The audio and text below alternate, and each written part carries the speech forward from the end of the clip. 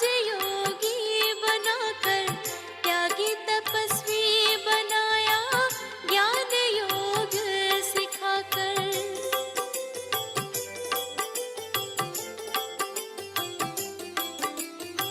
सेवा करना सिखाया, राजयोगी बनाकर त्यागी तपस्वी बनाया, ज्ञान योग सिखाकर। स्वर्ग से भी बढ़कर सुख हमको दिया, स्वर्ग से भी बढ़कर सुख हमको दिया।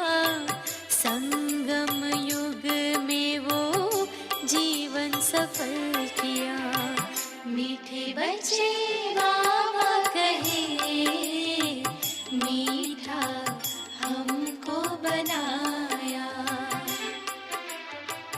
मीठे बच्चे बाबा कहे।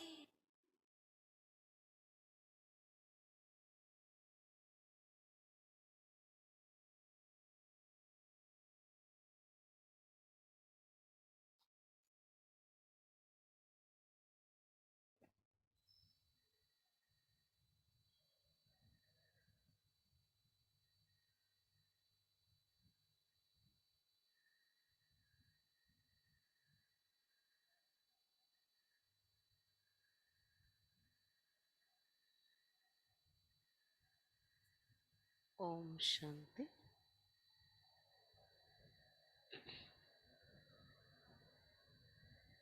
ఓం శాంతి.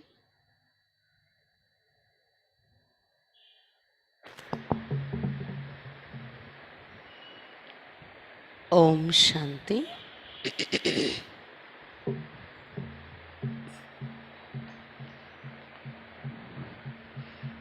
ఈరోజు మురళి 27/7/2021. मीठे बच्चे, योग बल से ही आत्मा की कट निकलेगी, इसलिए योग में कभी भी गफलत नहीं करो. మధురమైన పిల్లలారా, యోగ బలం ద్వారానే ఆత్మ పైన ఉన్న తుప్పు తొలగుతుంది. అందువల్ల యోగంలో ఎప్పుడు కూడా అశ్రద్ధ చేయకండి. యోగ బలం ద్వారానే ఆత్మ యొక్క తుప్పు తొలగుతుంది. అందువల్ల యోగంలో ఎప్పుడు కూడా అశ్రద్ధ చేయకండి. ప్రశ్న: बाप ने बच्चों को बेहद का वर्षा लेने की कौन सी युक्ति बताई जिसमें माया चारों तरफ विघ्न डालते हैं? బాబా పిల్లలకు అనంతమైన వారసత్వం తీసుకోవటం కోసం ఎటువంటి యుక్తి వినిపించారు? దానిలోనే మాయ నలువైపుల నుండి విఘ్నం వేస్తుంది.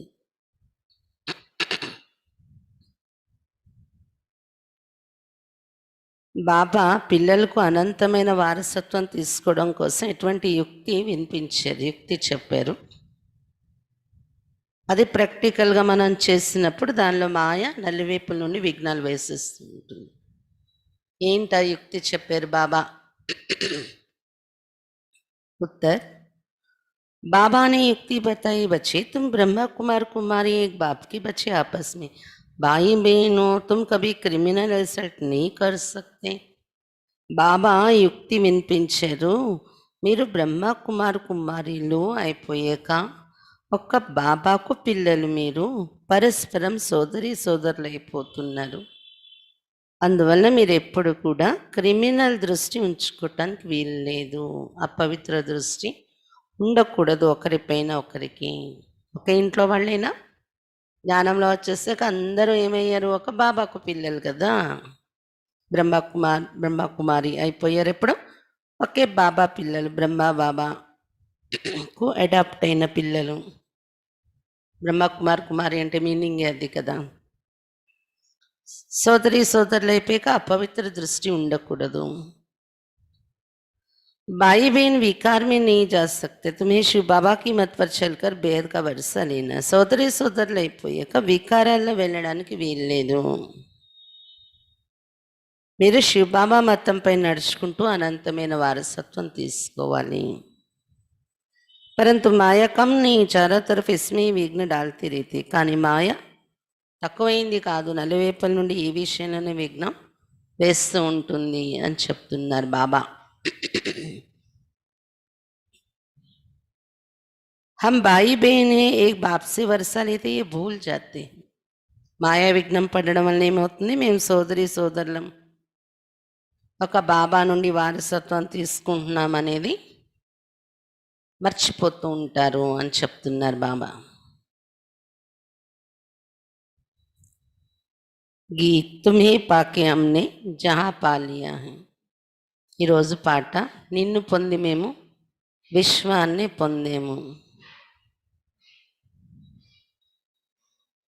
నిన్ను పొంది మేము విశ్వాన్ని పొందేము అని పాట. ओम शांति. गीत का एक अक्षर ही काफी है. बच्चे जानते वेद के बाप से वेद का वर्षा मिलता है और कल्प कल्प मिलता है. పాటలో ఉన్న ఒక పదమే చాలు అర్థం చేసుకోవాలంటే.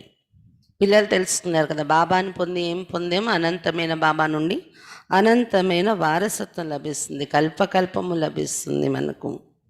ये भी बच्चे जानते कि वेद का वर्षा बराबर भारत को मिला था, अब वो नहीं है, फिर से మిల్ రహా. ఇది కూడా పిల్లలు తెలుసుకున్నారు కదా, అనంతమైన వారసత్వం నిజంగా భారతదేశానికి ఒకప్పుడు లభించింది, ఇప్పుడు లేదు, మళ్ళీ ఇప్పుడు లభిస్తుంది. బాబా భారతదేశాన్ని తయారు చేస్తున్నారు కదా స్వర్గంగా.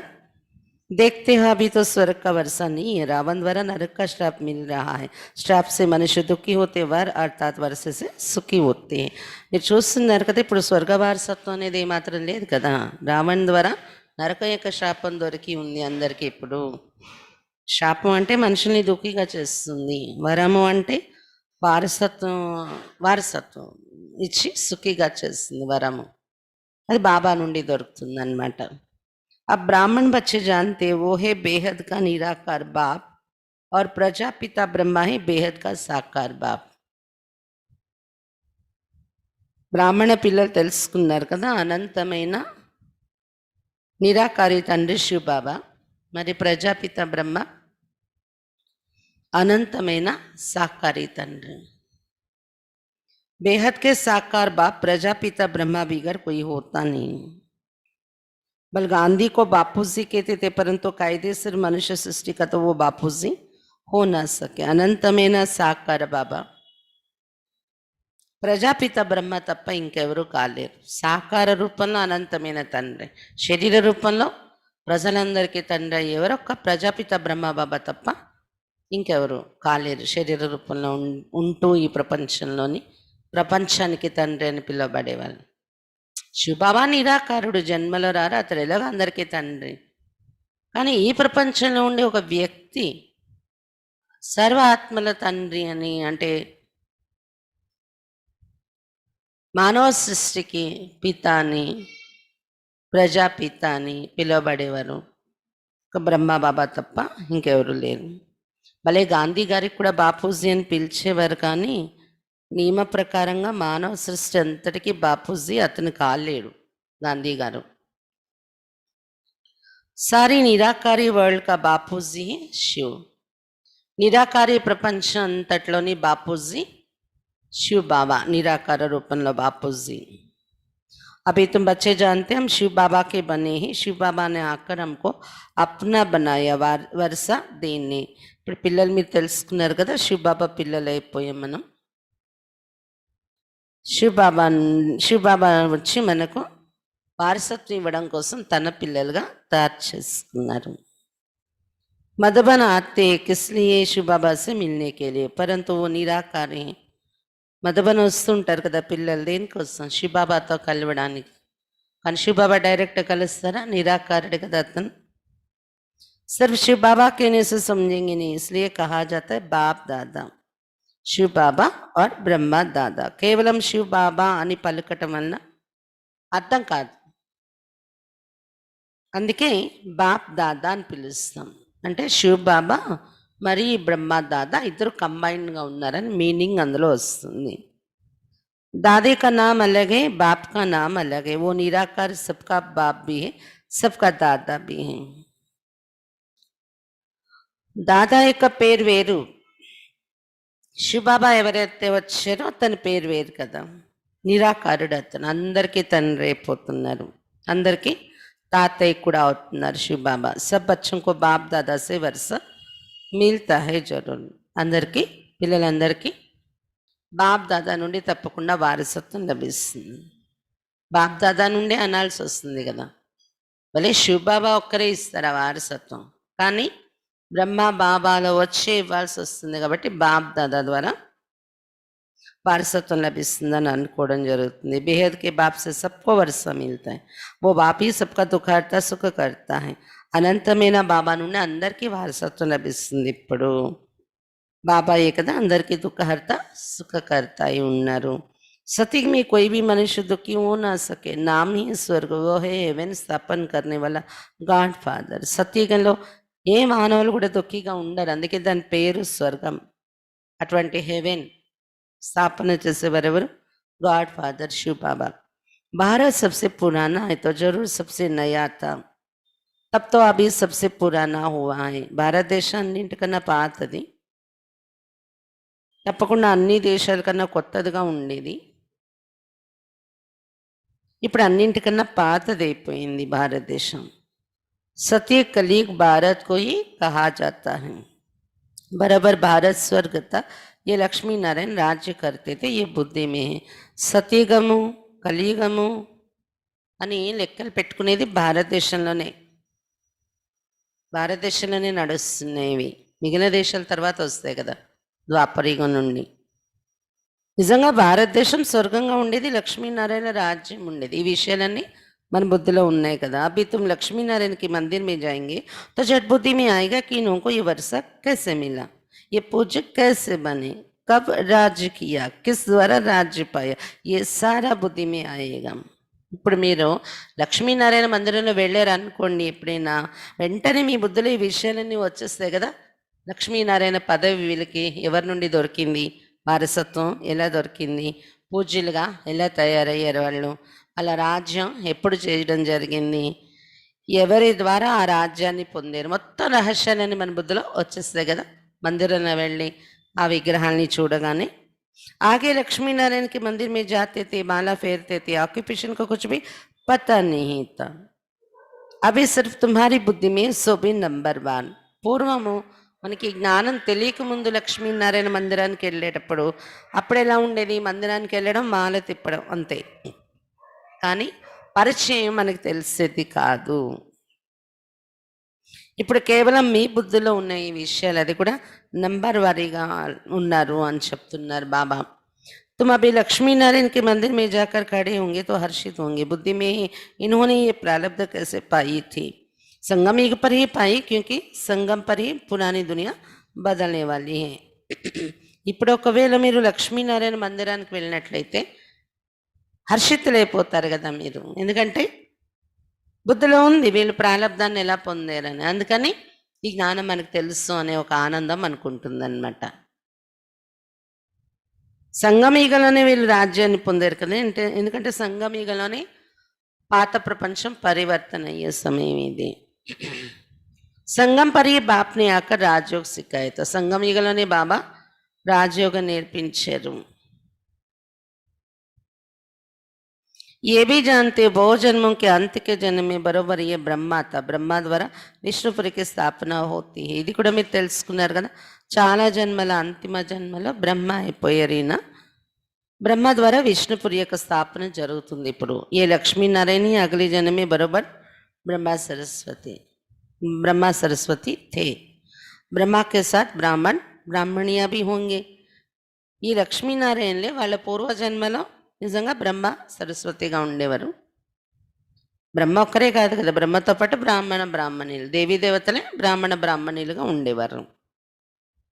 सतयुग में लक्ष्मी नारायण की राजधानी थी ना, जरूर प्रजापिता भी होगा.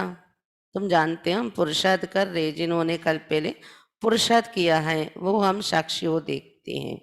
సత్యయుగంలో లక్ష్మీనారాయణ రాజధాని ఉండేది కదా, తప్పకుండా ప్రజాపిత కూడా ఉంటారు కదా. ప్రజాపిత అంటే మొత్తం 4 యుగాల్లోని కనెక్ట్ అయి ఉంటారు ఈ సృష్టికి, అతడే కదా నారాయణే ఉంటారు అక్కడ సత్యయుగంలో. మీరు తెలుసుకున్నారు, మనం పురుషార్థం చేస్తున్నాం. కల్పపూర్వం ఎవరు ఎంత పురుషార్థం చేశారో సాక్షిగా ఉండి మనం చూడడం జరుగుతుంది అందరు పురుషార్థాన్ని. एक होता है राजाई घराना, दूसरा होता है प्रजा घराना. ఒకటి రాజవంశం తయారవడం ఉంటుంది పురుషార్థంతో, రాజవంశం. ఇంకొకటి ప్రజా అయ్యే వంశం కూడా తయారవుతుంది ఇదే పురుషార్థంతో. उसमें भी कोई बहुत शाहूकार होते कोई कम, రాజాओं में भी कोई बहुत शाहूकार कोई कम शाहूकार होते. అందులో కూడా కొంతమంది చాలా ధనవంతులుగా ఉంటారు, కొంతమంది తక్కువ ధనవంతులుగా ఉంటారు. ప్రజల్లో కూడా, రాజుల్లో కూడా కొంతమంది చాలా ధనవంతులు, కొంతమందికి తక్కువ కోసాగారం ఉంటుంది. రాజుల్లో కూడా నెంబర్ వారి ఉంటారు. రాజులు అంటే పెద్ద చక్రవర్తి, లక్ష్మీనారాయణలు మొత్తం టోటల్ ప్రపంచానికి రాజారాణి అనుకోండి, మహారాజా మహారాణి. చిన్న చిన్న గ్రామాలకి రాజారాణి ఉంటారు కదా, వాళ్ళ దగ్గర ఇంకా తక్కువ ఉంటుంది కదా సంపద. तुम लक्ष्मी नारायण के मंदिर में किसको भी समझा सकते कि इन्होंने ये राज्य कैसे पाया. अब फिर से वही अपना राज्यभाग्य ले रहे, राजधानी स्थापन हो रहे. మీరు లక్ష్మీనారాయణ మందిరంలో వెళ్ళి ఎవరికైనా ఎక్స్ప్లెయిన్ చేసి చెప్పొచ్చు, వీళ్ళు ఈ రాజ్యాన్ని ఎలా పొందారు అనుకున్నారు అని మీరు చెప్పచ్చు. ఇప్పుడు లేదు, మళ్ళీ అటువంటి రాజ్యభాగ్యం తీసుకుంటున్నారు వీళ్ళు, మళ్ళీ లక్ష్మీనారాయణ రాజధాని స్థాపన అవుతుందని ఇలా మనం ఎక్స్ప్లెయిన్ చేసి చెప్పచ్చు. ఇतना सहज है, ఇంత సహజం ఈ విషయాలు. అంబా कौन है ये भी नहीं जानते, तुम कहेंगे ये तो जगत अम्बा है. कल पहले भी जगत अम्बा जगत पिता थे, उन्होंने बच्चे हम थे. అంబా ఎవరు ఇది కూడా తెలీదు భక్తిలో. జగదంబ కదా, అమ్మాయి జగదంబ. కల్పపూర్వం కూడా జగదంబ జగత్పిత ఇద్దరి పాత్ర నడిచింది, వాళ్ళ పిల్లలు మనం కూడా తయారయ్యాము. ఇప్పుడు కూడా జగదంబ జగత్పిత పాత్ర నడుస్తుంది. అంటే ఎవరినైతే జగదంబ అని పూజలు చేస్తాము, జగత్పిత బ్రహ్మ అన్నారో, మనం ప్రాక్టికల్గా వాళ్ళతో పాత్ర అభినయిస్తున్నాం పిల్లలుగా అయ్యి. संगम पर बाबा राजयोग सिखा रहे. जगदम्बा के बच्चे भी ढेर है, परंतु इतने सभी को तो बिठा नहीं सकते. సంగమ యుగంలో బాబా రాజయోగం నేర్పిస్తున్నారు. జగదంబకు చాలా మంది పిల్లలు కూడా ఉన్నారు కదా, కానీ ఇంతమందిని అందరినీ కూర్చోపెట్టలేరు బాబా ఒక దగ్గర. అవి तुमको ज्ञान का तीसरा नेत्र मिला है. बाप ज्ञान का सागर है, तो जरूर बच्चों को ज्ञान ही देंगे. उनको न मनुष्य न देवता कहा जाता है, उनको परमात्मा ही कहा जाता है. బాబా చెప్తున్నారా అంబాకు, అందరూ పిల్లలే, మీరు కానీ అందరినీ ఒక దగ్గర ఉంచుకోలేరు కదా బాబా.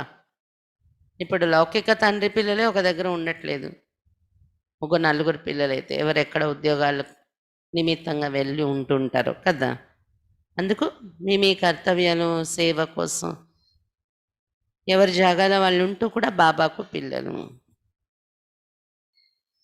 ఇప్పుడు జ్ఞానం అనే మూడో నేత్రం మీకు లభించింది.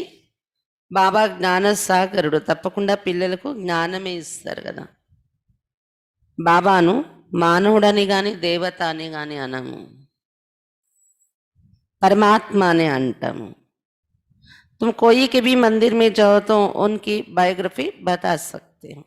ఏ మందిరానికి వెళ్ళినా ఆ మందిరం యొక్క చరిత్ర మీరు చెప్పగలరు.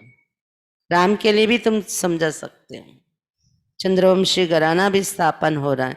రాముడు మందిరంలో వెళ్తే రాముడు కోసం కూడా చెప్పగలరు మీరు, చంద్రవంశీ రాజా అతను, ఇప్పుడు అది స్థాపన అవుతుంది అని ఉపాయంగా చెప్పాలి. కొన్ని వాళ్ళు అనుకునే దానికి కొంచెం తేడాగా ఉంటుంది, ఎందుకంటే రాముడు సూర్యవంశీ రాజ్యం అని అనుకుంటారు వాళ్ళు అక్కడ.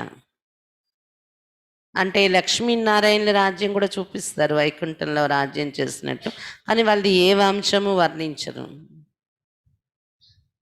సీతారాములది మాత్రం సూర్యవంశం అని వర్ణిస్తారు. ద్వాపరయుగంలో కృష్ణుడు వచ్చే టైం చంద్రవంశం అని చెప్తారు వాళ్ళు. అక్కడ ఉల్టా అయిపోయింది శాస్త్రాల్లో. అందుకు చెప్పేటప్పుడు మనం కొంచెం నాడి చూసి యుక్తిగా చెప్పాలి ఈ విషయాలు చెప్పడం కూడా. అంటే ఒకవేళ డౌట్ క్లియర్ చేసి ఇది కూడా రావాలి మనకు ఆ టైంలో చెప్పేటప్పుడు. మీరు ఎన్నోసార్లు ఈ పాయింట్స్ విని కూడా ఉంటారు కదా. కళల ఆధారంతోనే మనం దాన్ని ప్రూఫ్ చేస్తాం. ఏ యుగంలో ఎన్ని కళలు ఉంటాయి, నియమం ఏంటి, కళలు ఏ యుగంలో ఎంత ఉండే నియమం ఉంది, దాని ప్రకారంగా ఆలోచిస్తే సూర్యవంశం ఎక్కడ ఉండాలి, చంద్రవంశం ఎక్కడ ఉండాలి, ఏ యుగంలో అనేది మనం క్లియర్ చేసి చెప్పగలగాలి. ब्रह्मा द्वारा ब्राह्मणों का भी धर्म स्थापन होता है. ब्रह्मा का नाम कितना बाला है. బ్రహ్మ ద్వారా బ్రాహ్మణుల ధర్మం స్థాపన అవుతుంది. బ్రహ్మ యొక్క పేరు ఎంత ప్రసిద్ధి చెందింది అని చెప్తున్నారు బాబా. ब्रह्मा द्वारा बाप ब्राह्मणों को रचते. तुम ब्रह्मा कुमार कुमारियां होने से जानते हम एक बाप के बच्चे आपस में भाई बहन हैं. బ్రహ్మ ద్వారా బాబా బ్రాహ్మణుల్ని రచిస్తున్నారు. మీరు బ్రహ్మ కుమార్ కుమారీలు అయ్యాక తెలుసుకున్నారు కదా, ఒక బాబా పిల్లలు పరస్పరం మేము సోదరి సోదరులు అయిపోయాం. ఫిర్ హమ్ క్రిమినల్ ఎసెట్ कर नहीं सकते. సోదరి సోదరులు అయిపోయాక అపవిత్ర దృష్టి ఉండకూడదు. భాయి బేన్ వికార్ మీ जा नहीं सकते. సోదరి సోదరులు ఒక ఇంటిలో సోదరి సోదరులుగా ఉన్నవారు వికారాల్లో వెళ్ళకూడదు కదా. बाप ने ये युक्ति रची ड्रामा अनुसार तुम भी ब्रह्मा कुमार हम भी ब्रह्मा कुमारी. వాస్తవం में सारी दुनिया बीके परंतु जानते नहीं हैं. బాబా ఇది యుక్తి రచించారు సంగమీగలో. నాకు దత్తత అయిపోయింది అని దత్తత చేసుకొని మీరు బీకే అయిపోయారు. ఇప్పుడు భార్య వస్తే ఆమె బీకే, భర్త వస్తే ఆమె బీకే, బ్రహ్మకుమారి అంటే అన్నా చెల్లి అయిపోయారు కదా మీరు. ఇప్పుడు శివబాబా మొత్తం మీద నడిచి వారసత్వం తీసుకొని డ్రామా అనుసారం ఏమనుకుంటారు ఇంట్లోని, మరి నువ్వు బ్రహ్మకుమారి నేను కూడా బ్రహ్మకుమారి అయిపోయేటప్పుడు మరి పవిత్రంగా ఉండాలి కదా అనే మాట వస్తుంది కదా. వాస్తవానికి ఆలోచిస్తే ప్రపంచం అంతా బీకే అంటున్నారు బాబా. బ్రహ్మ ద్వారా సృష్టి చేయడం జరిగింది అంటారు కదా. అంటే ఆ రకంగా ఆలోచిస్తే ప్రజాపీత, మానవ సృష్టికి పీత, సాకార రూపంలో బ్రహ్మ అని చూసుకుంటే అందరూ అతని పిల్లలైనట్టే కదా. మరి అతని నుండి వచ్చిన మానవ సృష్టి వంశం కదా. అంటే అందరూ బ్రహ్మ సంతానం, బీకే కిందే లెక్క. కానీ తెలుసుకుని లేరు కదా ఎవరు తమను తాము అలాగా. బ్రహ్మ సంతానం సాకార రూపంలో ఉన్న బ్రహ్మకి పిల్లలైనప్పుడు సోదరి సోదరులు అవుతాం. ఈ నాలెడ్జ్ లేదు కదా ఎవరికి. हम शिव बाबा की मत से बेद का वर्षा ले रहे. మాయ भी कम नहीं. शिव बाबा ఇచ్చే మతంపై నడిచి అనంతమైన వారసత్వం తీసుకుంటున్నాం మనం. మాయ కూడా తక్కువైంది కాదు. चारों तरफ एक न डालती रहती. हम भाई बहनी एक बाप से वर्षा लेते ये भूल जाते. నలువైపుల నుండి మాయ విఘ్నం వేసేస్తూ ఉంటుంది. సోదర దృష్టిని నిలబడనివ్వదు. ఒక బాబా నుండి వారసత్వం తీసుకున్న ఇద్దరు సోదరి సోదరులు అయిపోయాం అనే మాట మర్చిపోతూ ఉంటారు. అలా చేసేస్తుంది మాయ. మురళి వింటారు, ఇంటికి వెళ్ళాక మళ్ళీ మామూలు అయిపోతూ ఉంటుంది అనమాట. అంటే లౌకిక సంబంధం యొక్క దృష్టి వచ్చేస్తూ ఉంటుంది. ఇది మాయే కదా. మరి ये तो अच्छी रीति समझते सत्युग में एक ही धर्म रहता है, बाकी सब धर्म खत्म हो जाने. ఇది చక్కగా మీరు తెలుసుకున్నారు కదా. సత్యుగంలో ఒకే ధర్మం ఉంటుంది, మిగిలిన ధర్మాలన్నీ समाप्त అయిపోతాయి. సత్యుగంలో ఈ ధర్మాలు ఏమి ఉండవు. ये भी बच्चे जानते ये कोई नई बात नहीं. हर 5000 वर्ष बाद ये चक्र फेरता है. तिथि तारीख भी लिखी हुई है. ఇది కూడా పిల్లలు తెలుసుకున్నారు కదా. ఇవేమి కొత్త విషయాలు కాదు. ప్రతి 5000 సంవత్సరాల తర్వాత ఇలా చక్రం తిరుగుతూనే ఉంటుంది. తిథి తారీఖు కూడా రాసి ఉంది మన చిత్రాల్లో. 1250 సంవత్సరాలు వీళ్ళ రాజ్యం, 1250 సంవత్సరాలు వీళ్ళ రాజ్యం, ఈ ధర్మం అలా राशि ఉంది కదా. ये भी बुद्धि में रहना चाहिए. हम शिव बाबा से इस युक्ति से वर्षा लेते हैं. लक्ष्य तो मिला हुआ है ना. ఇది కూడా బుద్ధిలో మనకు గుర్తుకు రావాలి. శివబాబా నుండి ఇప్పుడు వారసత్వం తీసుకున్నాం అంటే ఏ రకంగా తీసుకున్నాం. ఈరోజు బాబా చెప్పారు యుక్తి ఏంటి, సోదరి సోదరులు అయిపోతున్నాం ఒకే తండ్రి పిల్లలు. దానివల్ల పవిత్రత ధారణ చేసుకుని వారసత్వం తీసుకున్నాం. ఇదొక యుక్తి. ఇంకా ఏ యుక్తి ఇంకా ఉన్నాయి కదా.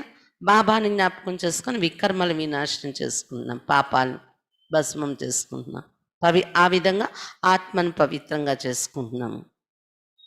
దీని ద్వారా వారసత్వం తీసుకున్నాం. ఇలా ఏ యుక్తితో మనం వారసత్వం తీసుకుంటున్నామని బుద్ధిలో మీకు ఉండాలి ఇవన్నీ పాయింట్స్. లక్ష్యతో మిలా హువా है ना, बाप को याद कर बाप से वर्षा लेना. లక్ష్యం కూడా ఇక్కడ లభించింది కదా. బాబాను స్మృతి చేస్తూ బాబా నుండి వారసత్వం తీసుకోవాలి. యాద్ అర్థాత్ యోగ బల్ సే కట్ నిక్లే. బాబా స్మృతి అంటే యోగ బలం ద్వారానే తుప్పు తొలగుతుంది, ఆత్మ పైన ఉన్న తుప్పు. ఇస్మే కోయి గఫలత్ నా హో ఇస్లియే మురళియా మిల్తీ హై. అందుకే యోగం చేయటంలో అశ్రద్ధ చేయకూడదు. అందుకే మురళీలు కూడా మీకు దొరుకుతున్నాయి. మురళి వినడం ద్వారా మీకు ఆ అటెన్షన్ కలుగుతుందని బాబా మురళీలు కూడా పిల్లల వరకు పంపిస్తున్నారు. మధుబన్‌లో జరిగిన మురళీలు. निश्चय बुद्धि पक्का है तो भल कहाँ भी चले जाए। समझो मुरली नहीं मिलती तो भी बुद्धि में तो है ना, हम बाबा का बन गया, बाबा ने समझाया है तुम्हारी आत्मा तमो प्रधान बनी है, अब तुम बाप को याद करो तो तमो प्रधान से सतो प्रधान बनेंगे। పక్కా నిశ్చయ బుద్ధి అయిపోతే భలే ఎక్కడికి వెళ్ళిపోయినా కానీ వాళ్ళ బుద్ధి నుండి జ్ఞానం పోదు, వాళ్ళ పురుషార్థం అనేది ఆగదు. పక్కా నిశ్చయ బుద్ధి అయిపోతే భలే ఎక్కడున్నా మురళీలు దొరకకపోయినా వారికి బుద్ధిలో అయితే ఉంటుంది కదా, బాబా పిల్లలు అయిపోయాం, బాబా ఇలా చెప్పారు, మీ ఆత్మ తమో ప్రధానంగా అయిపోయింది కదా, ఎప్పుడు బాబాను జ్ఞాపకం చేయడం వల్ల సతో ప్రధానంగా అవుతాము, ఇవన్నీ బుద్ధిలో ఉంటాయి కదా ఎక్కడున్నా కానీ అంటున్నారు బాబా. ये महामंत्र एक बाप ही बतलाते और कोई बतला ना सके. బాబానే జ్ఞాపకం చేయాలనే ఈ మహామంత్రం బాబా తప్ప ఇంకెవరు చెప్పలేరు. బాపీకైతే మీఠे मीठे बच्चे याद के बल से तुमको तमो प्रधान से సతో ప్రధాన్ బన్నాయి. బాబాయే చెప్తున్నారు, మధురాతి మధురమైన పిల్లలారా, స్మృతి యొక్క బలం ద్వారానే మీరు తమో ప్రధానం నుండి సతో ప్రధానంగా తయారవ్వాలి. ये अक्षर है परंतु किसकी बुद्धि में नहीं आता.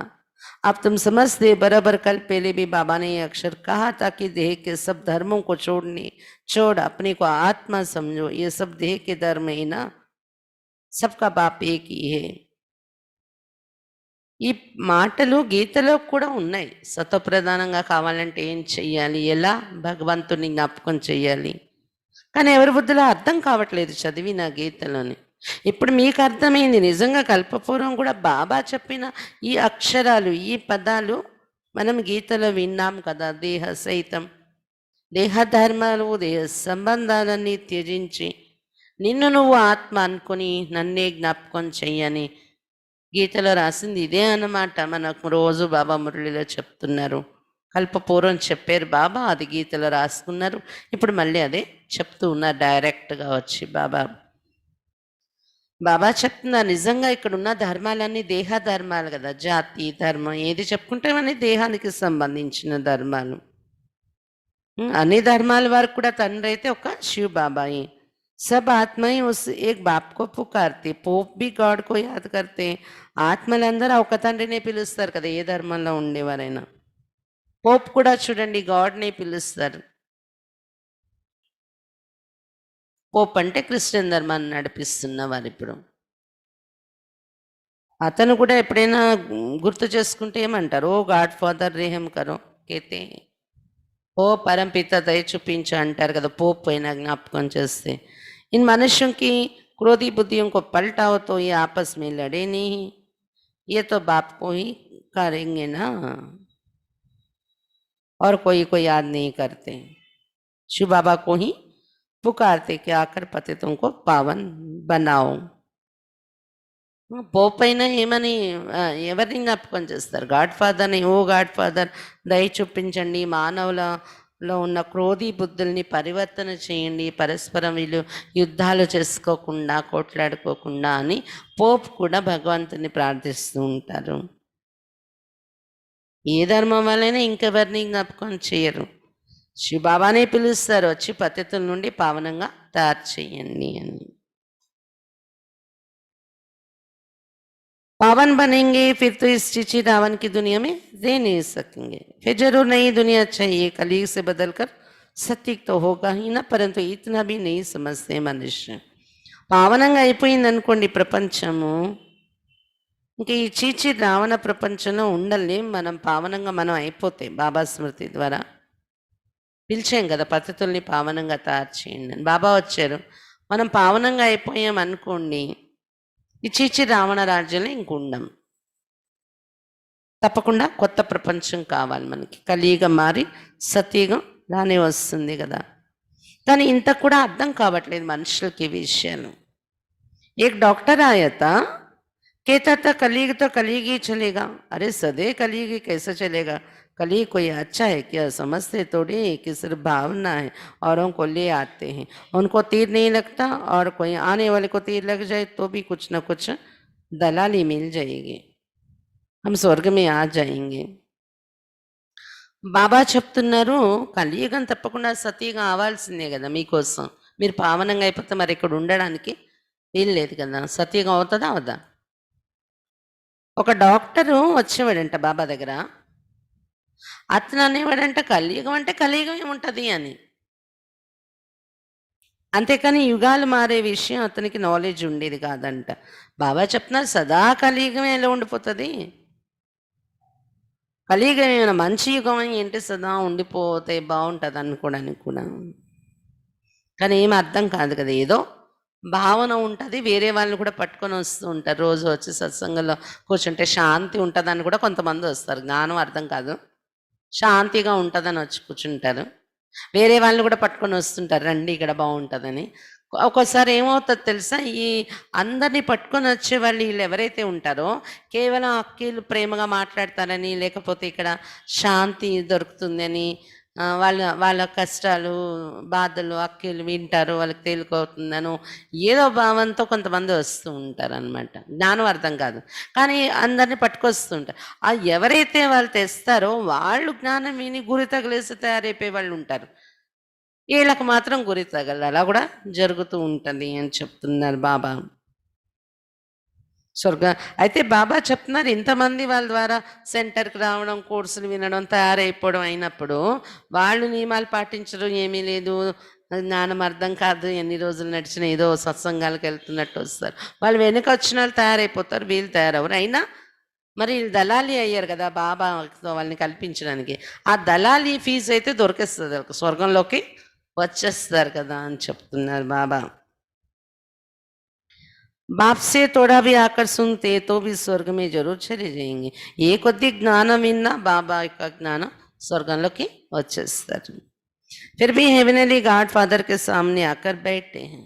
అర్థమైనా అర్థం కాకపోయినా స్వర్గ రచయిత ఈ సృష్టి మీద ఉన్నప్పుడు ఎదురుగా వచ్చి కూర్చున్నారు కదా, దాని యొక్క ప్రాప్తి కూడా ఉంటుంది అన్నారు బాబా. बाप समझाते मैं सबका बाप हूं ना, कोई मानते नहीं कि शिव बाबा कैसे आ गया आएगा. अरे आत्मा आ सकती तो मैं क्यों नहीं आऊँगा.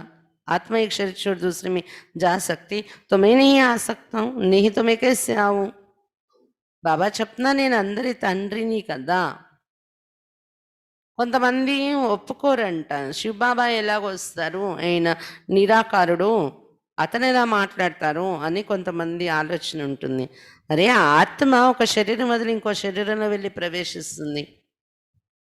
అలాగే బాబా చెప్తారు కదా 12 రోజులు కార్యం చేసేటప్పుడు కూడా ఆ చనిపోయిన ఆత్మ బ్రాహ్మణ ఆత్మలో వచ్చి మాట్లాడడం అవి జరిగేవి పూర్వం ఎక్కువగా.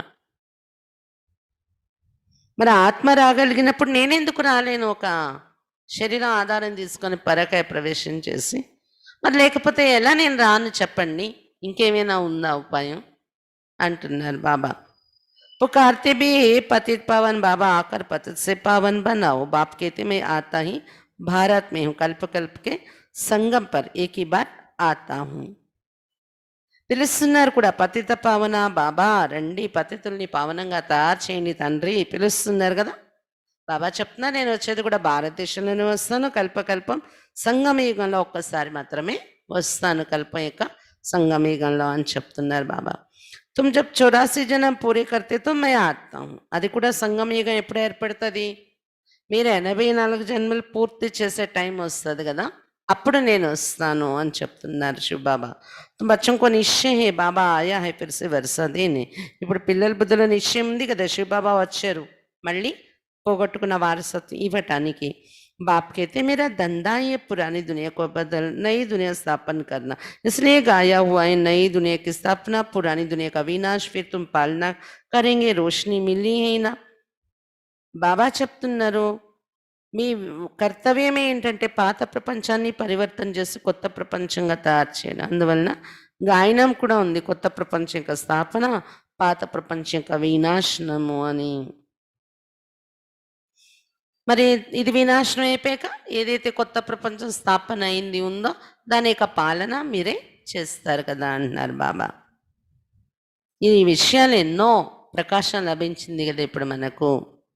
काली का मंदिर देखेंगे तो समझेंगे ये छोटा चित्र है, काली बराबर जगदम्बा है, परंतु ऐसे भयानक रूप नहीं है। बंगाल में काली के आगे बलि चढ़ाते परंतु जानते कुछ नहीं. కాళీ మందిరంలో చూస్తే అసత్య చిత్రాలు ఇవి అనిపిస్తూ ఉంటది అన్నారు బాబా. కాళీ అంటే ఎవరు? జగదంబయే కదా. అలా ఉంటారు ఇటు నల్లగా నాలుగు బయట పెట్టి, మరి ఆర్టిఫిషియల్ చిత్రమే కదా అది. అంటే పురుషార్థంలో ఒక స్వరూపం అది. మన అవగుణాలని మనలో ఉన్న అశ్రీ గుణాల్ని అంత పట్టుదల పెట్టి భయంకర రూపంలో యుద్ధం చేసి దాన్ని సమాప్తి చేయాల్సి వస్తుంది. దాన్ని కాళీ రూపంగా చూపించారు. మమ్మ అలా అంత పవర్ఫుల్గా పురుషార్థం చేశారు తన అవగుణాల మీద తను విజయం పొందడానికి. అందుకే ఆమె కాళీ అని పిలువబడ్డారు. అంతేగాని బాహ్య రూపంలో అలా భయంకరంగా ఉండరు కదా. పరంతు ऐसा भयानक रूप नहीं, ఎంత భయంకర రూపంలో లేరు కదా జగదంబ. बंगाल में काली के आगे बलि चढ़ाते परंतु जानते कुछ नहीं. బెంగాల్లో కాళీ మందిరంలో వెళ్ళి బలి కూడా ఇస్తూ ఉంటారంట, కానీ అర్థం ఏమీ తెలియదు వాళ్ళకు కాళీ ఎవరని. जगदम्बा के मंदिर में लाखों आते हैं सदे जैसे मेला ही है. జగదంబ మందిరంలో అయితే సదా మేళా జరుగుతున్నట్టే జనాలు వస్తూనే ఉంటారు లక్షల సంఖ్యలో అంటున్నారు బాబా. छोटी सी मूर्ति रखी है ना, नाम रख दी है जगदम्बा. अब जगदम्बा तो एक होनी चाहिए. చిన్న మూర్తి పెట్టారు, చిన్న మందిరం చిన్న మూర్తి ఉంటుంది జగదంబది, కానీ వచ్చే జనాలు లక్షల సంఖ్యలో వస్తూ ఉంటారు జాతరలాగా మేళాలాగా అని చెప్తున్నారు బాబా. మూర్తి చిన్నది పెట్టుకుని దానికి జగదంబ అని పేరు పెట్టుకున్నారు. జగదంబ అయితే ఒక్కరే ఉంటారు కదా అని చెప్తున్నారు బాబా. सिंध में काली का मंदिर कैसे बनाया था? एक बार किले में बम फटा तो एक फकीर ने कहा कि काली माता गुस्से हुई हैं, बस उसने जाकर वहां काली का मंदिर बना दिया. अब काली कौन? कुछ भी नहीं जानते. तुमको अब नॉलेज मिली, ऐसी कोई चीज नहीं जिसको तुम ना जानो. బాబా చెప్తున్నారు, సింధ్ హైదరాబాద్లో కూడా ఒక కాళీ మందిరం ఉండేదంట. అది ఎలా కట్టారో తెలుసా? ఒకసారి అక్కడ ఉన్న కోట ఒకటి, ఆ కోటలోని బాంబు పేలిందంట. ఆ బాంబు పేలేక ఒక ఫకీర్, ఒక సన్యాసి అనండి ఫకీర్ అనండి, అతను చెప్పాడంట ఎందుకు అలా జరిగింది అంటే, బాంబు పేలడం అనేది ఏమంటారు, కోటలో బాంబు పేలడం ఎందుకు జరిగిందంటే కాళీమాతకి కోపం వచ్చింది, అందుకే అలా జరిగింది. మందిరం కట్టిస్తే ఆ కోపం పోతుంది అని. అంటే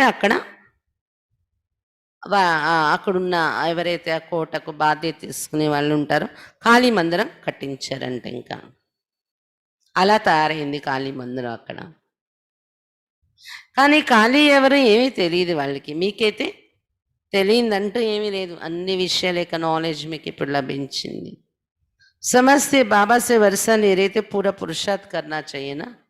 బాబా నుండి పూర్తి వారసత్వం తీసుకుంటున్నామని తెలుసుకున్నారు కాబట్టి పురుషార్థం కూడా పూర్తిగా చెయ్యాలి కదా. ఊరికనే కూర్చొని వారసత్వం వచ్చేస్తుంది ఏంటి? पहले नंबर का दुख तब शुरू होता है जब బాబా చెప్తున్నారు మొదటి నంబర్లో దుఃఖం ఎప్పుడు మొదలవుతుంది? కబ్ షురూ అవుతాయి. పెళ్ళే నంబర్ కా దుఃఖం, మొదటి నంబర్లో దుఃఖం ఎప్పుడు మొదలవుతుందో చెప్పండి, ఆలోచించండి. దుఃఖం ఎప్పుడు మొదలవుతుందో ఫస్ట్ నంబర్లో దుఃఖిగా కావడం అనేది. पहले नंबर का दुख तब शुरू होता है जब कुमार कुमारी शादी करती. కుమార్ కుమారి ఎప్పుడైతే వివాహం చేసుకుంటారో అప్పటి నుండి దుఃఖం మొదలవుతుంది. तुम्हें तो शादी करने का कभी ख्याल भी नहीं आना चाहिए. మీకు వివాహం చేసుకోవాలనే ఆలోచన కూడా ఎప్పుడు రాకూడదు. ఇక్కడ కుమార్ కుమారిగా ఎవరైతే ఉన్నారో వివాహం చేసుకోవాలని ఆలోచన కూడా రాకూడదు అని చెప్తున్నారు బాబా. अब बाप कहते हैं रावण राज खत्म होना, ये है विकारी गृहस्थ व्यवहार. దేవీ దేవతాం के लिए गाते रहते हैं. ఇప్పుడు బాబా చెప్తున్నారు రావణ రాజ్యం సమాప్తి అయిపోయేది ఉంది, ఇక్కడ ఉండేదంతా వికారీ గృహస్థ వ్యవహారం. అలాంటి వికారీ గృహస్థం ఎందుకు పెట్టుకుంటారు మీరు అంటున్నారు బాబా. దేవీ దేవతల కోసం గాయనం కూడా చేశారు సంపూర్ణ నిర్వికారీలు అని. ये किसको पता नहीं कि इन देवताओं को निर्विकारी बनाने वाला कौन है. ఇది ఎవరికి తెలియదు. దేవతల్ని నిర్వికారిగా తయారు చేసే వాళ్ళు ఎవరు? పాడేస్తుంటారు సంపూర్ణ నిర్వికారీలు మీరని. వాళ్ళని అలా తయారు చేసింది ఎవరు అనేది తెలియదు. సత్యగే సంపూर्ण निर्विकारी दुनिया शास्त्र में फिर दिखा दिया है कि वहाँ भी विकार थे, परंतु वो तो है ही वैसे विकारी दुनिया और निर्विकारी दुनिया में कितना फर्क है, ये बातें और किसकी बुद्धि में नहीं है. బాబా చెప్తున్నారు సత్యయుగం సంపూర్ణ నిర్వికారి ప్రపంచం కదా. శాస్త్రాల్లో చూపించారు అక్కడ కూడా వికారాల్లో ఉన్నట్టు కథలు అలా రాసేసారు. కానీ అలా ఉండదు కదా, అది ఉన్నదే వయస్లెస్ వరల్డ్, నిర్వికారి ప్రపంచం. వికారి ప్రపంచానికి నిర్వికారి ప్రపంచానికి ఎంత తేడా ఉంటుంది అని చెప్తున్నారు బాబా. ఈ విషయాలు ఇంకెవరి బుద్ధిలోని ఉండవు. तुम जानते हैं लक्ष्मी नारायण का जब राज्य था तो कितने थोड़े मनुष्य थे, एक ही धर्म था, फिर वृद्धि को पाया, चक्र भी पूरा लगाना पड़े तब कहेंगे पूरी पृथ्वी पर चक्र लगाया. మీరు తెలుసుకున్నారు కదా లక్ష్మీనారాయణ రాజ్యం ఎప్పుడైతే ఉండేదో ఎంత తక్కువ మంది మనుషులు ఉండేవారు, జనాభా చాలా తక్కువ ఉండేవారు, ఒకే ధర్మస్తులు ఉండేవారు కదా. తర్వాత పెరిగిపోతూ వచ్చారు జనాలు. బాబా చెప్తున్నారు ఏ ధర్మం వాళ్ళు ఎన్నెన్ని దేశాలు వెళ్ళిపోయే దేశాలు ఖండాలు ఏర్పడ్డాయి. ఇదంతా చక్రం వేసి తిరిగి వస్తే తెలుస్తుంది ప్రపంచం అంటే ఇప్పుడు ఎంత పెద్దది అయిపోయింది. బాబా చెప్తున్నారు అన్ని ఖండాల్లో తిరిగి వస్తే అప్పుడు పూర్తి భూమి అంతా చక్రం వేసి వచ్చారు అంటారు కదా. వాస్కోడిగామా వెళ్ళాడని చెప్తారు కదా. సముద్ర కథ చక్ర లగానా సకే, సముద్రం అంతా ఎంతవరకు ఉంది అది తిరిగి రావాలంటే అది మాత్రం కష్టం, చక్రం వేయలేరు అంటున్నారు బాబా. सती में तोड़ी तो कितनी तोड़ी जमीन लेते हैं, अब मनुष्य सृष्टि की हद पूरी होनी है, ऊपर में थोड़ी आत्माएं जो हैं वो भी आती रहती हैं. సత్యయుగంలో తక్కువ మంది జనాభా ఉంటారు కాబట్టి భూభాగం కూడా తక్కువ, చాలు తక్కువే తీసుకుంటారు, ఇంత పెద్ద ప్రపంచం ఉండదు అప్పుడు. బాబా చెప్తున్నారు ఇప్పుడు మానవ సృష్టి యొక్క హద్దు, మానవ సృష్టి యొక్క లిమిట్ అనేది పూర్తయిపోతుంది. మీ జ్ఞానంలో వచ్చిన రోజుల 600 కోట్లు అనేవారు, 650 కోట్లు, 700 కోట్లు అయ్యారు. ఇప్పుడు 700 కోట్లు కూడా దాటిపోయినట్టున్నారు జనాభా. అయితే ఇంకా లిమిట్ కంప్లీట్ అయిపోయేది దగ్గరకు వచ్చింది అంటున్నారు బాబా. ఎందుకంటే చాలా వరకు ఆత్మలు వచ్చేసారు పైనుండి, ఇంకో కొద్ది ఆత్మలు ఎవరైతే ఉన్నారో వాళ్ళు కూడా దిగుతూ ఉంటారు అని చెప్తున్నారు బాబా. ఇంకొచ్చేసే టైం అయిపోయింది. మనుషు పడితే రైతే దానివల్ల పైనుండి ఆత్మలు దిగుతూ ఉండడం వల్ల ఇక్కడ మనుషులు పెరుగుతూనే ఉంటారు అన్నమాట. जब वहां से भी आत्माएं आना पूरी हो जाएगी तुम कर्मातीत अवस्था को पाएंगे, फिर आत्माओं को शरीर छोड़कर जाना. అక్కడి నుండి కూడా ఆత్మలు రావడం స్టాప్ అయిపోద్ది కదా పరంధామం నుండి, అంటే ఇంక అందరూ వచ్చేస్తారు, ఇంకెవ్వరు లేరు అని. అప్పటికి మీరు ఇక్కడ కర్మాతీత అవస్థ పొందేసి రెడీగా ఉంటారు వెళ్ళడానికి. అక్కడ నుండి ఆత్మలు రావడం ఇంకా స్టాప్, అందరూ వచ్చేస్తారు అన్నప్పుడు ఇక్కడ రెడీగా ఉంటారు కర్మాతీత అవస్థలో. మీరు శరీరాలు వదిలే ఆత్మలు ఇంటికి వెళ్ళడం స్టార్ట్ అయిపోతుంది. అక్కడ స్టాప్ అవగానే ఇక్కడ నుండి స్టార్ట్ అయిపోతుంది అని చెప్తున్నారు బాబా. उनका आना तुम्हारा जाना होगा, थोड़े थोड़े आते रहते हैं, समझ की बातें है ना. వాళ్ళు దిగి రావడం, లాస్ట్లో మిగిలి ఉన్న వాళ్ళు మీరు వెళ్ళడం జరుగుతుంది. అంటే వాళ్ళ పాత్ర ఏముంది, వినాశనం చూడడానికి దిగుతారేమో, ఆ దిగే వాళ్ళు లాస్ట్లో ఇంకేముంటుంది వాళ్ళ పాత్ర, ఇక్కడ జరిగే వినాశనం చూడడానికి దిగుతారు. కొద్ది కొద్ది దిగుతూ ఉంటారు కదా పరంధామం నుండి, అందరూ ఒకసారి రారు కదా. ఇంకా లాస్ట్ సోల్ దిగారు అనేటప్పటికి మీరే వెళ్ళిపోవడం స్టార్ట్, వాళ్ళు రావడం మీరు వెళ్ళడం స్టార్ట్ అవుతుంది. ఇవన్నీ అర్థం చేసుకోవాల్సిన విషయాలు. हम पहले पहले जाकर वहां रहेंगे, हमारे होते कोई रहना नहीं चाहिए, ये विस्तार की बातें हैं. మనమే మొట్టమొదట వెళ్ళి పరంధామంలో నివసిస్తాం. మనం ఉండగా ఇంకెవరు ఉండకూడదు, అక్కడ ఉన్న వాళ్ళు ఖాళీ అయిపోతారు, మనం వెళ్తాం. మన వెనుక మిగిలిన వాళ్ళు వస్తారు, వాళ్ళు వచ్చే లోపల మన రెస్ట్ బాబా దగ్గర అయిపోతుంది. నెంబర్ వారీగా ఆత్మలు చేరుతూ ఉంటారు కదా పరంధామలో. అలాగని ఇన్ని యుగాలు ఇన్ని సంవత్సరాలు ఏం పట్టిదు ఆత్మలు చేరడానికి పరంధామంలోని. బాబా చెప్తున్నారు మనం ఉండగా ఇంకా వేరే వాళ్ళు ఉండరు, బాబా దగ్గర ఆరాంగా ఉంటాము, ఇవన్నీ విస్తారంగా ఉన్న విషయాలు ఆలోచించటానికి. అంటే ఇక్కడ మీనింగ్ ఈ పాయింట్ ద్వారా మనకి ఇండైరెక్ట్‌గా అర్థమవుతుంది ఏంటంటే, మిగిలిన జనాలు కోట్ల ఆత్మలు నంబర్ వారీగా చేరే లోపల మన రెస్ట్ కంప్లీట్ చేసేసుకొని బాబా దగ్గర మనం దిగిపోవడం స్టార్ట్ అవ్వాలన్నమాట. సత్యుగంలో దిగిపోవాలి కదా మనం. ఆగకూడదు కదా ఈ చక్రం మరి. बच्चों को फिर भी बाप कहते हैं अच्छा अपना प्यारे बाबुल को యాద్ కరు. ఇన్ని చెప్తూ మళ్ళీ బుద్ధి ఎక్కడ ఇంకా విస్తారాలకు వెళ్ళిపోద్దా పిల్లలది, మళ్ళీ డౌట్లలోకి వెళ్ళిపోద్దని, ప్రశ్నల్లోకి వెళ్ళిపోతుంది బుద్ధి అని బాబా అక్కడ స్టాప్ చేస్తున్నారు. మంతన చేసే మాదిరిగా తీసుకెళ్ళారు బాబా. పరంధామ నుండి ఆత్మలు రావడం, మనం వెళ్ళడం, ఈ రహస్యాలు. మళ్ళీ ఇక్కడ బాబా ఏమంటున్నారు, ఇంకా అక్కడికి పెట్టండి ఆ పాయింట్. అసలైన విషయం ఏంటంటే, మీ ప్రియమైన బాబుల్ శివ్ బాబాను ప్రేమతో జ్ఞాపకం చేయండి, ఇది చేయండి, ఈ విషయాల్లోకి ఎక్కువ వెళ్ళిపోకండి అన్నారు బాబా మళ్ళీ. तुमको फायदा है बाप को याद करने में. ये हिस्ट्री जोग्राफी तो मनुष्य बहुत पढ़ते, बहुत दूर दूर जाते, मून में भी जाते. ये सेंस का घमंड अति में जाते हैं. మీకు లాభం అంతా ఎక్కడుందంటే బాబా స్మృతి చేయటంలోనే మీకు లాభం ఉంది. ఈ చరిత్ర భౌగోళికాలు ఆలోచించడం, చదవడం, మనుషులు కూడా చాలా చదువుతుంటారు, చాలా కనిపెట్టడాలు, ప్రయోగాలు, చాలా దూరానికి వెళ్ళడం, చంద్రమండలానికి వెళ్ళి కూర్చుంటున్నారు. ఇదంతా సైన్స్ యొక్క అహంకారం. అతివైపు వెళ్తున్నారు మనుషులు అని అర్థమవుతుంది.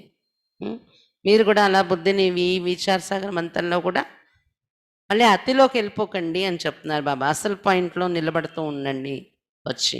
అసలు పాయింట్ ఏంటి, బాప్కో యాద్ కర్నా. मून में कुछ खड़ा तोड़ी तुम तो सूर्य चांद से भी पार हो जाते हो. చంద్రమండలం ఏమైనా ఉందా ఏంటి, అక్కడేదో ఉంది, అక్కడేదో వెళ్ళి ఉండొచ్చు, ఫ్లాట్లు కట్టుకోవచ్చు ప్రయత్నిస్తున్నారు. కానీ మీరు సూర్యుడు, చంద్రుడు, గ్రహాలు అన్నీ దాటి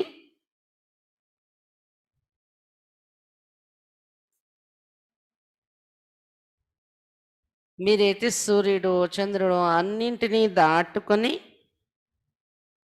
దూరంగా వెళ్ళిపోతారు కదా అని చెప్తున్నారు బాబా. పరంధామానికి వెళ్ళాలంటే మరి ఇవన్నీ దాటి వెళ్తాం కదా. ये नॉलेज तुम्हारी बुद्धि में अभी है, समझते हो. ड्रामा प्लान अनुसार बाबा ये सब बतलाते. बाप ही कहते मैं तुमको पतित से पावन बनाता हूँ, ये मेरा पाठ है. ఈ జ్ఞానం మీ బుద్ధులని ఇప్పుడు ఉంది. డ్రామా అనుసారం ఇవన్నీ బాబా చెప్తున్నారు. నేనే మిమ్మల్ని పతితుల నుండి పావనంగా తయారు చేస్తాను, ఇది నా పాత్ర అని చెప్తున్నారు బాబా. భక్తి మార్గమే బి హమారా పాటే తో డ్రామానా. భక్తి మార్గంలో కూడా నా పాత్ర ఉంటుంది, అంతా డ్రామాను బట్టే ఉంటుంది కదా అంటున్నారు బాబా. బాబా తనకు తానుగా ఏది అభినయించడానికి వీల్లేదు. జైసే తుమ్ పాటదారి హో మే బి పాటదారి హో. మీరు ఎలా పాత్రధారిలో నేను కూడా పాత్రధారిని అని చెప్తున్నారు బాబా డ్రామాలో. मेरा काम है तुमको पतित से पावन बनाना. जो कुछ करते तो उनकी महिमा होती है ना. लक्ष्मी नारायण की कितनी महिमा है. నా పని ఏంటంటే పతితుల నుండి పావనంగా తయారు చేయడం. బాబా చెప్తున్నారు, ఏదైతే అతను కర్తవ్యం చేస్తారో ఈ భూమి మీద వచ్చి, తర్వాత ఆ మహిమ అనేది జరుగుతుంది ఆ కర్తవ్యానికి. इन लक्ष्मी नारायण की कितनी महिमा है, परंतु उनको ऐसा लायक किसने बनाया. यह सुखधाम के मालिक थे, अभी तो अनेक प्रकार के कितने दुख हैं. ఈ లక్ష్మీనారాయణకి ఎంత మహిమ చేస్తూ ఉంటారు. వాళ్ళని అటువంటి యోగ్యులుగా ఎవరు తయారు చేశారు. సుఖధామానికి మాలికులుగా ఉండేవారు కదా వాళ్ళు. ఇప్పుడైతే అనేక రకాల ఎంత దుఃఖాలు ఉన్నాయి ఇక్కడ. अभी तो अनेक प्रकार के कितने दुख है. आज कोई मारा, झगड़ा हुआ, बल्कि उसके पास लाख करोड़ पदम है, परंतु अगर कोई बीमारी आदि आ जाती तो क्या करेंगे. ఎంత దుఃఖాలు ఉన్నాయి ఇక్కడ. ఈరోజు ఎవరు చనిపోయారు, రక్త సంబంధికులు అంటే దుఃఖం, జగడము, కోట్లాట్లు జరిగిపోయి ఇంట్లో దెబ్బలాట్లు అంటే దుఃఖం. భలే ఎవరి దగ్గర లక్షలు కోట్ల పద్మాలు ఉన్న లాభం ఏంటి. జబ్బు చేసేసింది అనుకోండి, ఆ సుఖమే లేదు కదా, ఏం చేస్తారు చెప్పండి అన్నారు బాబా. కరోనా వచ్చాకేమి ఎంత డబ్బున్న వాళ్ళైతే మాత్రం కంట్రోల్ కాలేదు, శరీరాలు వదిలి వెళ్ళిపోయారు. వాళ్ళకే తెలీదు మేము శరీరం వదిలి వెళ్తాం అని కూడా. అందరిది అంతే కదా, మనకి అంతే కదా, పాత్ర ఎప్పుడు ఎవరిది క్లోజ్ అవుతుంది ఎలాగా. కాబట్టి ధనంతో సుఖం లేదు ఇక్కడేమి అని చెప్తున్నారు బాబా. बिरला के पास कितने पैसे, एक जन्म में पैसा देखने में आता है, परंतु ऐसा कोई नहीं है जिसको कोई दुख नहीं हो. किसी ना किसी प्रकार का दुख सभी को होता है. अभी तो ये पैसे आदि सब मिट्टी में मिल जाने हैं. బిర్లా ఉన్నారు, బిర్లా ఫ్యామిలీ తెలుసు కదా, టాటా ఫ్యామిలీ, బిర్లా ఫ్యామిలీ. బిర్లా వాళ్ళ దగ్గర ఎంత డబ్బు ఉంది.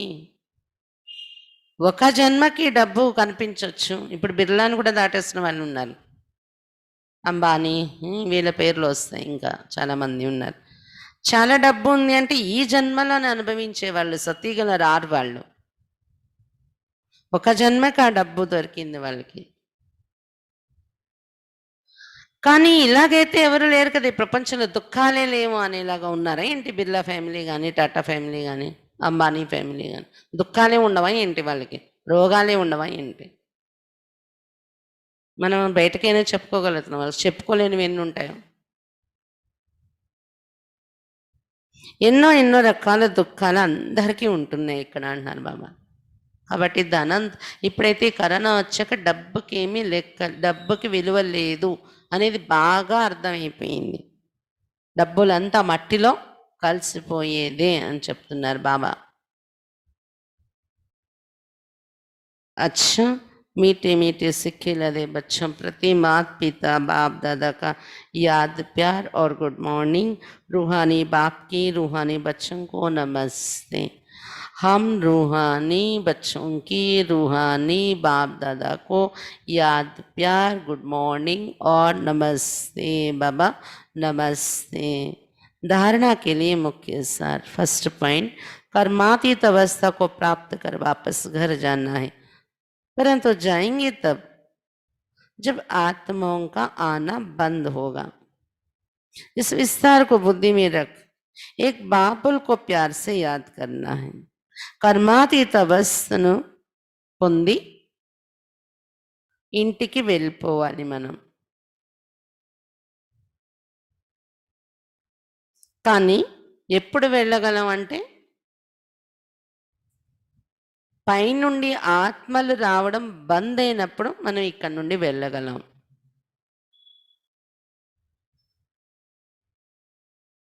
ఈ విస్తారమైన విషయాలు బుద్ధిలో ఉంచుకుంటూ ఒక్క బాబుల్ అయిన బాబాను ప్రేమతో జ్ఞాపకం చెయ్యాలి.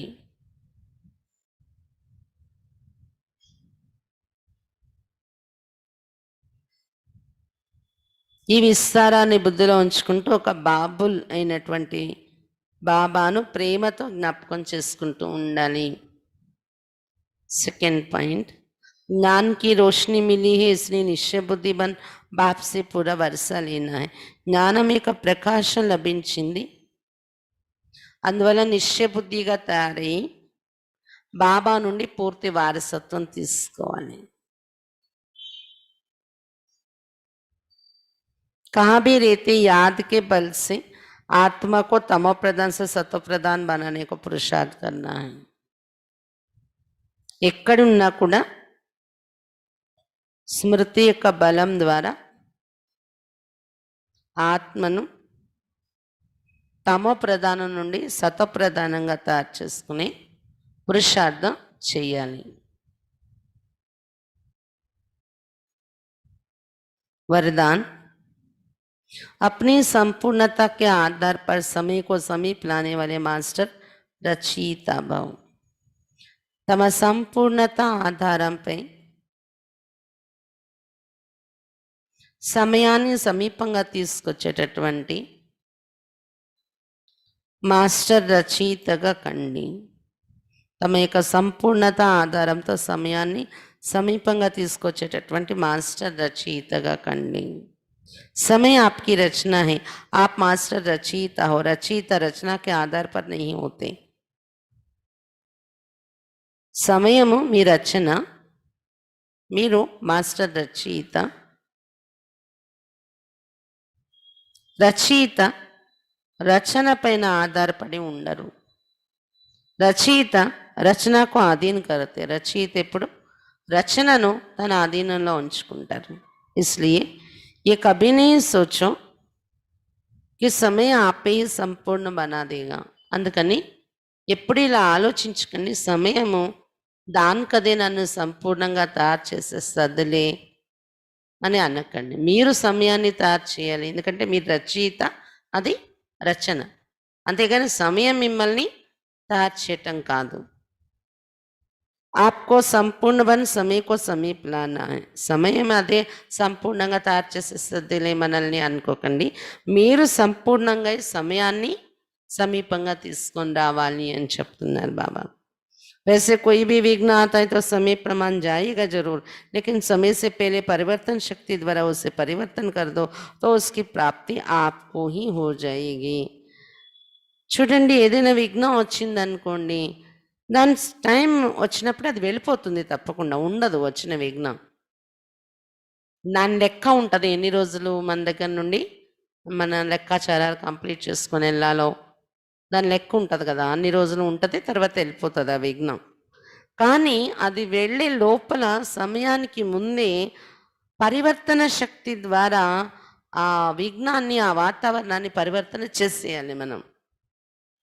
అప్పుడు ఆ ప్రాప్తి మీకు చేరుతుంది. విఘ్నాన్ని జయించారు అనే మార్కులు మీకు చేరుతుందన్నమాట.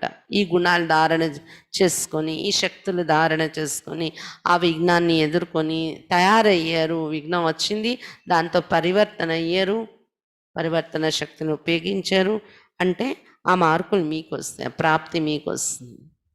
లేకపోతే ఆ విఘ్నానికి వెళ్ళిపోతాయి మార్కులు, సమయానికి వెళ్ళిపోతాయి. समय के आधार पर परिवर्तन किया तो उसकी प्राप्ति आपको नहीं होगी. సమయం పైన ఆధారపడి పరివర్తన చేసుకుంటే మిమ్మల్ని మీరు, దాని ప్రాప్తి మీకు దొరకదు, దాని మార్కులు సమయానికి వెళ్ళిపోతాయి. అందుకే ముందుగా మిమ్మల్ని మీరు తయారు చేసుకోండి. సమయం వస్తే తయారైపోతాం, టైం వస్తే అదే మనల్ని తయారు చేసేస్తుంది అనే ఆలోచన పెట్టుకోకండి. ఏది వింటున్నారో అది నేను చేసేయాలి, తయారైపోవాలి, అదే లక్ష్యం పెట్టుకోండి. వరదానం అయిపోయింది. స్లోగన్, कर्म और योग का बैलेंस रखने वाले ही सच्चे कर्मयोगी हैं. కర్మ మరియు యోగం యొక్క బ్యాలెన్స్ ఉంచుకునే వారే సత్యమైన కర్మయోగిలు. कर्म और योग का बैलेंस रखने वाले ही सच्चे कर्मयोगी. కర్మ మరియు యోగం యొక్క బ్యాలెన్స్ ఉంచుకునే వారే సత్యమైన కర్మయోగిలు. దీదీజీ యొక్క విశేషతలు చదువుకుందాం.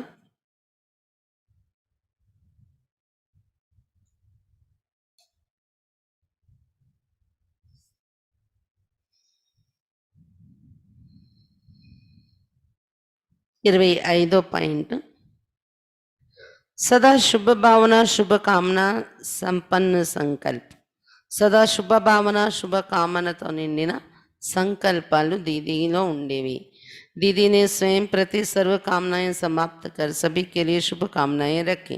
दीदी स्वयं కోసం ఏ కోరికలు పెట్టుకోలేదు, సర్వ కామనలు సమాప్తి చేసుకున్నారు. అందరి కోసం శుభకామనలు పెట్టుకునేవారు. हर एक के प्रति दीदी की सदा यही शुभ भावना रहती कि ये केवल ब्रह्मा कुमार कुमारी नहीं, लेकिन सच्चा तपस्वी कुमार तपस्वी कुमारी बने. ప్రతి ఒక్కరి పట్ల దీదీకి సదా ఇదే శుభభావన ఉంటూ ఉండేది. కేవలం బ్రహ్మకుమారిగా కావడమే కాదు, కానీ వీళ్ళు సత్యమైన తపస్వి కుమారిగా కూడా కావాలి ప్రతి ఒక్కరూ అని దీదీకి శుభభావన ఉండేది. तपस्या के बल से अपने पुराने संस्कारों को परिवर्तन करे. तपस्या బలంతో తమ పాత సంస్కారాలను పరివర్తన చేసుకోవాలి వీళ్ళు అని ఆలోచన దీదీలో ఉండేది. दीदी जी कहती, अगर कोई स्वयं को सचमुच बदलना चाहते हैं तो वे अपने आप को खुद नहीं पढ़ाए, अपना टीचर आप पे ही बने. अपने आप को खुद ही पढ़ाए, अपने टीचर आप पे ही बने. తపస్యక బలంతో పాత సంస్కారాన్ని పరివర్తన చేసుకునే వాళ్ళు కావాలి. దీదీజీ అనేవారు, ఒకవేళ స్వయాన్ని మీరు మార్చుకోవాలని కోరికుంటే, మీకు స్వయం నేను మారాలి అని, మీకు మీరే చదివించుకోండి రోజు, మీకు మీరే టీచర్ అవ్వండి అని చెప్పేవారు దీది. 26 దిల్ వాలాకు అప్నే దిల్ మే బసానే వాలే సచ్చి దిల్ రూబా. హృదయరాముడైన బాబాను తన హృదయంలో కూర్చోపెట్టుకునే సత్యమైన దిల్ రూపాగా ఉండేవారు దీది. దీదీకి దిల్ మే సదా ఏక్ దిల్ వాలా హీ రహా. దీది యొక్క హృదయంలో సదా హృదయరాముడు బాబాయే ఉండేవారు. कोई कितना भी स्नेही सहयोगी हो, दीदी कभी किसी पर ప్రభావిత్ नहीं हुई.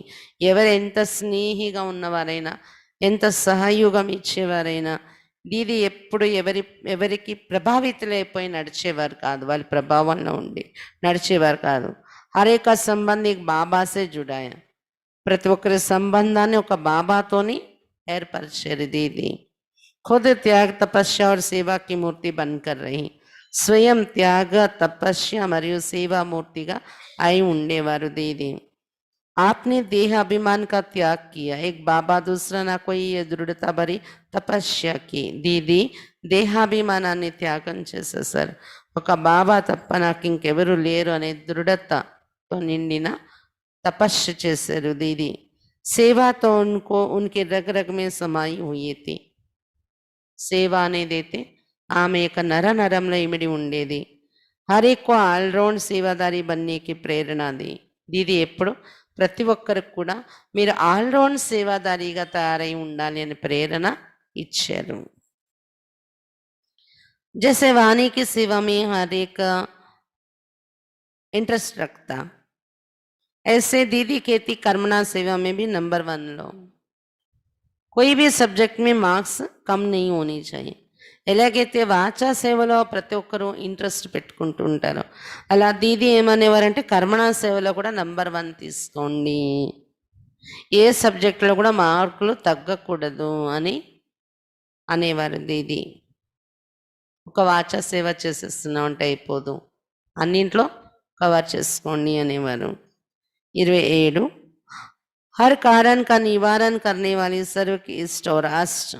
ప్రతి కారణాన్ని నివారణ చేసే విధంగా అందరికీ ఇష్టదేవిగా మరియు అష్ట దేవిగా ఉండేవారు దీది. दीदी की बुद्धि इतनी तीक्ष्ण और दूरांदेशी थी जो सेकंड में हर कारण का निवारण कर देती. దీది యొక్క బుద్ధి ఎంత తీక్షణంగా దూరాందేశిగా ఉండేదంటే ఒక సెకండ్లోని ప్రతి కారణాన్ని నివారణ చేసేస్తూ ఉండేవారు. इसलिए वो अनेकों के लिए इष्ट बन गई. అందుకే ఆమె అనేకులకి ఇష్టముగా అయిపోయారు. ऐसे इष्ट और अष्ट में आने वाली आत्मा को कभी कोई कष्ट नहीं हो सकता. ఈ విధంగా ఇష్టదేవి అష్టదేవి లిస్ట్లోకి వచ్చేసే ఆత్మకు ఎప్పుడు ఏది కష్టం అనిపించదు. भले शरीर के हिसाब किताब आए लेकिन उन्हें दुख की महसूस नहीं हुई. దీదికి కష్టాలు అనేది వచ్చింది, శరీరానికి ఎంత పెద్ద లెక్కాచారం వచ్చింది, అయినా దుఃఖం అనేది ఎప్పుడూ అనుభూతి కాలేదు దీదికి. यज्ञ के सामने बातें तो और भी अनेक आई लेकिन दीदी ने उन बातों को नहीं देखा. దీది ఎదురుగా యజ్ఞంలో ఎన్నో సమస్యలు వచ్చేవి, కానీ దీది ఆ సమస్యల్ని ఎప్పుడు సమస్యగా చూడలేదు.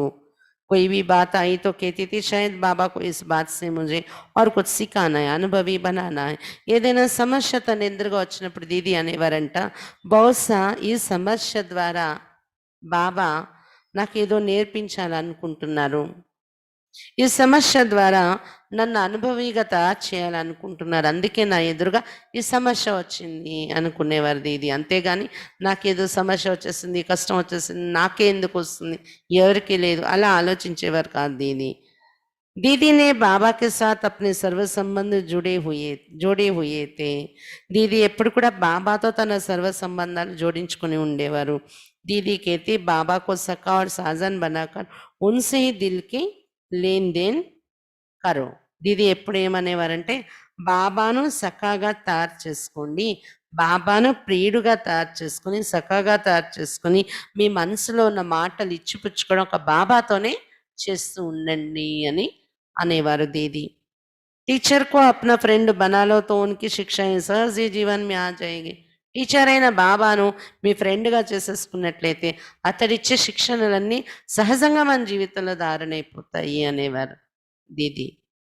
तुम्ही से कहूँ तुम्ही से कहूँ, इस संस्कार ने दीदी को आप समान बना दिया, बाप समान बना दिया. నీతోనే తింటాను బాబా, నీతోనే ఉంటాను, నీతోనే ఆడుకుంటాను అని ఏదైతే ఆ అనుభవం చేసేవారో దీది, ఈ సంస్కారమే బాబా సమానంగా తయారు చేసేసింది దీదీని. 28వ పాయింట్, उपराम और साक्षी दृष्टा. उपराम स्थिति, साक्षी दृष्टा स्थिति ఎలా ఉండేది దీదీలో. दीदी अव्यक्त होने के कुछ महीने पहले से ही हर कारोबार से उपराम होती गई. दीदी అవ్యక్తం అవడానికి కొన్ని నెలల ముందు నుండి ప్రతి కార్య వ్యవహారాలు చేస్తున్నా కూడా ఉపరామ్గా ఉంటూ ఉండడం చూశారంట దీదీలో. कभी कोई बात दीदी को सुनाते तो दीदी कहती छोड़ो इन बातों को, अब तो घर चलना है. కొన్ని రోజులు, కొన్ని సంవత్సరాల ముందు నుండి, శరీరం వదలడానికి ముందు దీది పురుషార్థం ఎలా ఉండేదంటే, ఎవరైనా వచ్చి ఏదైనా సమస్య, ఏదైనా కంప్లైంట్, ఏదైనా విషయము చెప్పితే దీదీకి వినిపిస్తే, దీది అనేవారంటే వదిలేయండి ఈ విషయాలన్నీ, వేస్ట్ విషయాలు, ఇప్పుడు ఇంటికి వెళ్ళిపోవాలి, ఇలాంటి చిన్న చిన్న విషయాలు పట్టుకోకూడదు, మనం ఇప్పుడు ఇంటికి వెళ్ళిపోవాలి అనేవారంట దీది. दीदी के इस वाक्य के आधार पर ही गीत बना अब घर चलना है. దీది అనే ఈ వాక్యం ఆధారంతోనే మనకున్న పాటల్లో ఈ పాట తయారైంది. అబ్ ఘర్ జానా హై, అబ్ ఘర్ జానా హై అనే పాట ఉంది కదా, అది దీది అలా అనడం వల్లనే ఇప్పుడు ఇంటికి వెళ్ళిపోవాలి అనేది గుర్తుపెట్టుకోండి, విషయాలను వదిలేయండి అనేవారు కదా దీది. దీది నోటి నుండి వచ్చే వాక్యం ఆధారంతోనే ఈ పాట తయారు చేశారు. इसी एक स्मृति से दीदी साक्षी दृष्टा बनती गई. हर कार्य व्यवहार से भी उपराम होते. ఈ ఒక్క స్మృతి, ఇంటికి వెళ్ళాలని స్మృతి పెట్టుకుని దీది సాక్షి దృష్టి అయి నడిచేవారు. ప్రతి కార్య వ్యవహారాల్లో ఉంటూ కూడా ఉపరామంగా ఉండేవారు దీది, ఇంటికి వెళ్ళాలి అనే స్మృతి ఉంచుకుంటూ. 28 जुलाई 28 जुलाई 1983 में इस भौतिक देह से अलग हो अव्यक्त वतनवासी बन बेहद सेवा में चली गई. ఈ విధంగా కొన్ని రోజుల ముందు నుండి, కొన్ని నెలల ముందు నుండి ఉపరామ్గా, సాక్షిగా ఉంటూ ఇప్పుడు ఇంటికి వెళ్ళాలని స్మృతిలో ఉంటూ ఆఖరికి 28 జూలై 1983లో తన భౌతిక దేహం నుండి భిన్నమయ్యి అవ్యక్త వతనవాసిగా తయారై బేహద్ సేవలోకి వెళ్ళిపోయారు దీదీజీ. 28 విశేషతలు దీదీవి విన్నాము. ఇంకా మళ్ళీ రేపటి నుండి దీది మన్మోహినీజీ ద్వారా ప్రాప్తం మధుర శిక్ష, దీది మన్మోహిని గారి ద్వారా లభించిన మధుర శిక్షణలు అనేవి రేపటి నుండి చదువుకుంటాం మనం. అవి కూడా ఒక 16 పాయింట్స్ ఉన్నాయి, రేపటి నుండి అవి చదువుకుంటాం. అచ్చా, ఓం శాంతి.